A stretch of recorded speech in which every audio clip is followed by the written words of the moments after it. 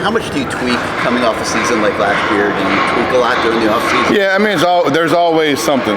And so you go back and you look and you see, you see obviously the good, but you go back and you look at, a year to year, people are going to watch your tape and play you and try to figure out ways to, A, stop the run a little better and defend the pass. And so there are some like, hey, man, and it always has to fit. It's always got to be, all right, like, this is interesting. I see some things that other people are doing or maybe an NFL team's doing.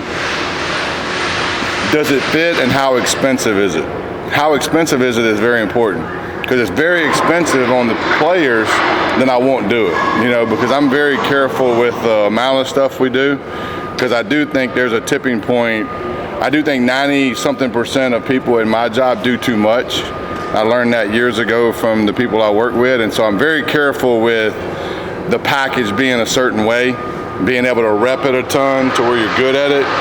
And if something seems to be very expensive, then even though it might be visually good, I'm probably not going to do it. It all depends on that and how it fits, really. We were talking to a couple of the linemen yesterday, and they kind of said that Darian kind of brings some of the positive traits that Cam had, that Carson had.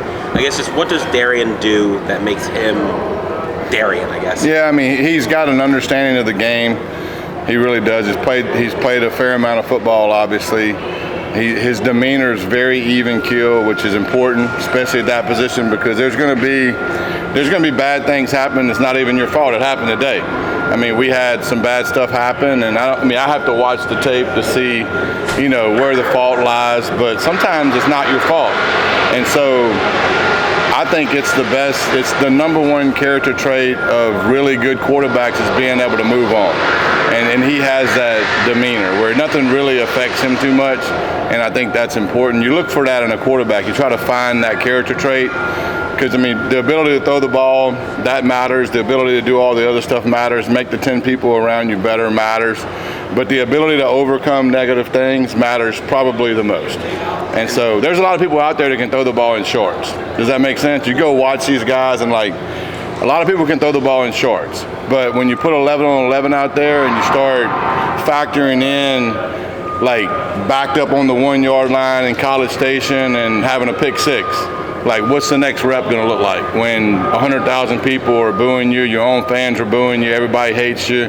Can you go out there with a clear mind and execute football? And so that's the hardest thing. Sort of the piggyback off of this question about Mensah, just you had Cam Ward 2 years ago, Carson last year, third year in a row with a veteran quarterback coming in. Just what have you learned about the acclimation process? And obviously it's going to be a little different guy to guy, but are there any similarities that you can take to sort of expedite the process from your vantage point with Yeah, I mean, experience matters, and guys with experience, their learning curve's typically shorter. The grasp of the offense. You take last year, Carson was a very unique situation because he didn't go through spring. Yeah. And then he didn't even throw most of the summer. So he didn't get cleared till close to camp.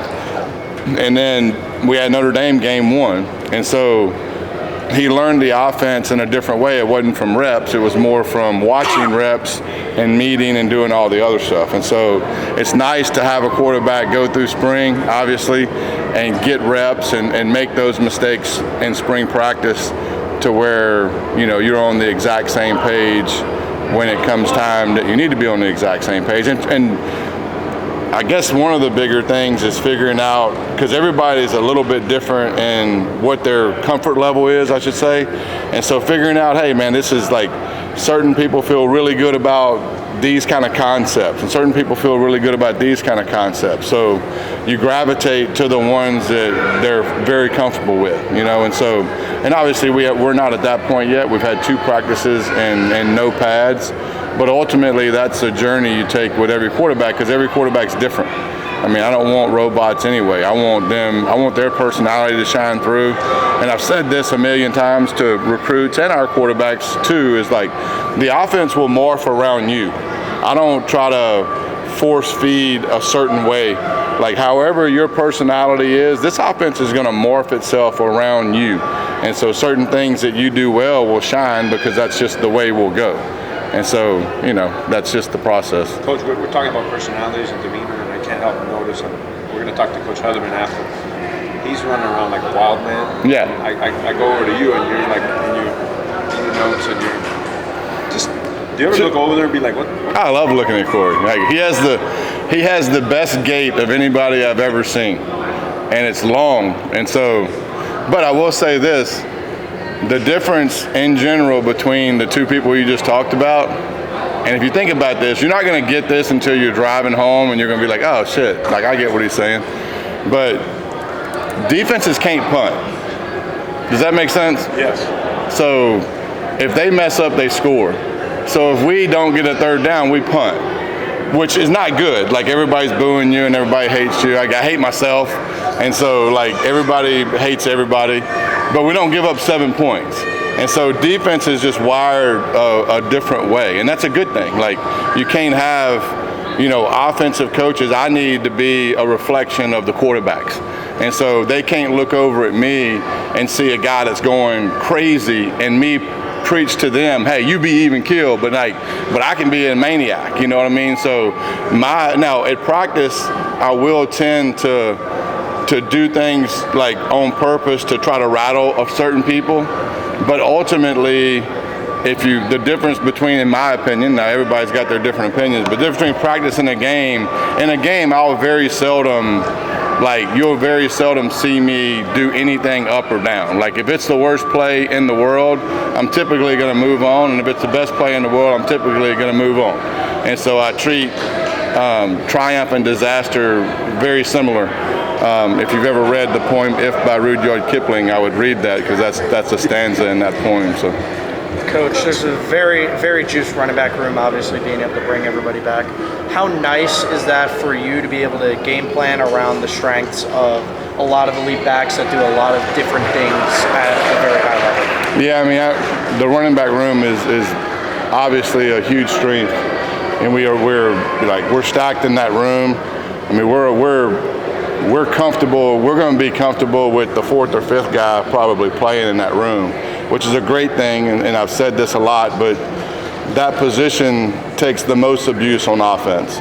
If you look at what their job description is, it's detailed. I mean, they run the ball in a way where they get hit from a lot of different angles. They have to pick up people that blitz, that are blitzing full speed. So the contact that those guys have on a day-to-day basis is the most on offense probably. O-line is the most physical when it comes to strain, but their physicality happens like in a very short spurt, but then you got to strain for 4 seconds, right? Running backs are off the ball, there's a lot of space, and they get hit in a different way, and sometimes they don't see it.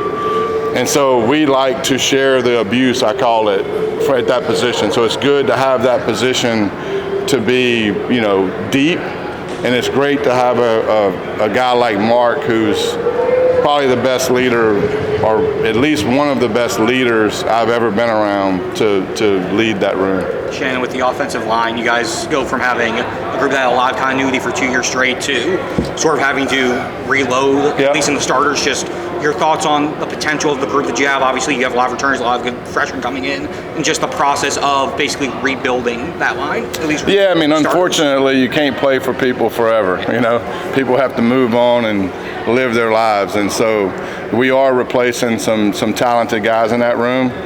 But I will say the people we're lining up with are very talented too. Coach Mirabal and the offensive line staff have done a great job of making sure that room's really talented. I'm excited about the young guys that are playing for us up front. And it's hard to, non-padded practices are very hard to evaluate up front at times because you need pads on. But from what I've seen so far, I mean, we're going to have some guys that probably you guys haven't talked about a lot that are going to shine up there. And so we're excited about the new blood up front. And that's why spring's important. So you got guys that replace guys that have played a lot of snaps. And so this is their time to compete. And we're gonna move people around and see where they fit the best. And so I'm excited about that group. Speaking of moving around and all the rooms being pretty much stacked, what does the position versatility look like for you for the offense going into this year? And you talking about a specific position or any? No, just offense in general. Yeah, I mean, that's a good question. I mean, I think that we're probably, if you look at running back room, tight end room, and receiver room, we're deeper this year than we've been since I've been here in 3 years. I mean, if I look back on certain times last year and even the year before last, if we'd have got like a receiver hurt, we'd have been in a bind. You know what I mean? Like you look out there and you're like, yeah, I mean, we got some talented dudes, but like if one guy goes down, like, you know, I mean, we're going to be in a little bit of an issue. We've done a great job, and Coach Beard and his guys have done a great job. If you look at those young receivers that are playing out there, I feel like we're going to have an outside receiver, which I think this is like just, I mean, you have to fact check me on this, but I'm like fairly certain that at times we were probably 3 guys rotating at 2 positions, and if we went into a game with 2 guys at 2 positions, I felt really good.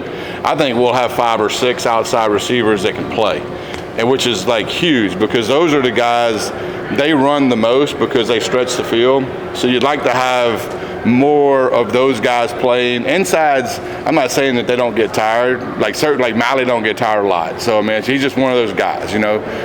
You get those guys once and whatever, and so, but at outside receiver, it's important to have guys that can roll in and you trust. That's the big thing, is like we've had situations in the last few years where like we want certain guys in there on 3rd down, you know, and so and now I feel like, and I hope that we have a handful of guys that we don't care who's in the game. 3rd and 4, critical time in the game. If the second guy's in, that's okay, because you know we want to get the talent to where the difference between 1 and 2 isn't as much, and I think we've gotten to that point. And so, in the tight end room too, you know, you got Lofton coming back, who, you know, is, I think, on the verge of really finding his own in that position. And then Gavin was a great addition. Izzy was a great. Luca's playing and so you got a lot of people in that room too. So if you look at the skill and the big skill, there's a lot of depth in that room that will sort itself out through spring practice and summer and fall.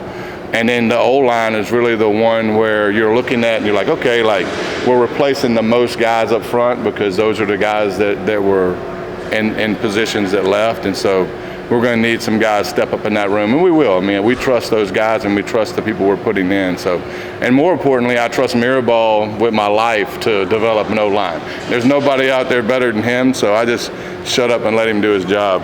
Two more questions for Coach. With the receivers, the different weapons that you have in the receiver room. No, it is. There's a lot of different body types. So you look at it, we have the 6'5" guys that can stretch the field and really stretch the field like more like that way that you can put the ball on them, you know. And we have the ones that are like 6 foot or 6'1" and twitchy. And I think that's what you were alluding to, hopefully. Yeah. But like, we have the guys that are rangy in their body frames, and we have the guys that can get released and twitchy. And so, yeah, we do have a lot of good, different looking guys that go out there. Last question. Coach, obviously we spoke about a lot of the young guys, but what's your thoughts on some of the younger guys in the QB room? How have you liked how Luke and Darian have started to develop throughout this offseason into where we are today? No, I mean, Judd, Luke, and DC for 2 practices. I mean, Luke and Judd have been here, and so you can see that their understanding of the offense is pretty high. You know, the ball goes to the right place. They don't have any issues in communication. DC just got here, and he's probably more advanced than I would have thought he would be in the sense of grasping everything. You know, he understands things in a way with a true freshman, a kid coming from high school, you never know like where they're going to land and where they're going to be. And so I've been very pleased with him so far in 2 practices. But those guys, I mean, the 2nd and 3rd groups, I just kind of roll those guys out there and kind of mix it up.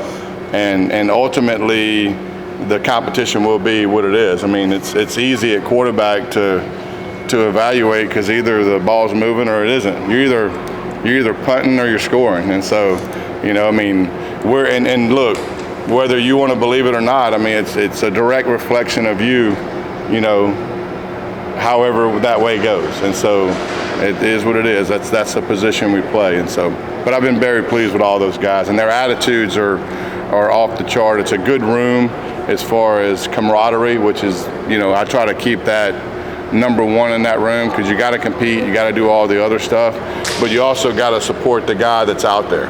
If you're sitting on the sideline, you got to be the number one cheerleader for the guy out there, which I think is very important for that room.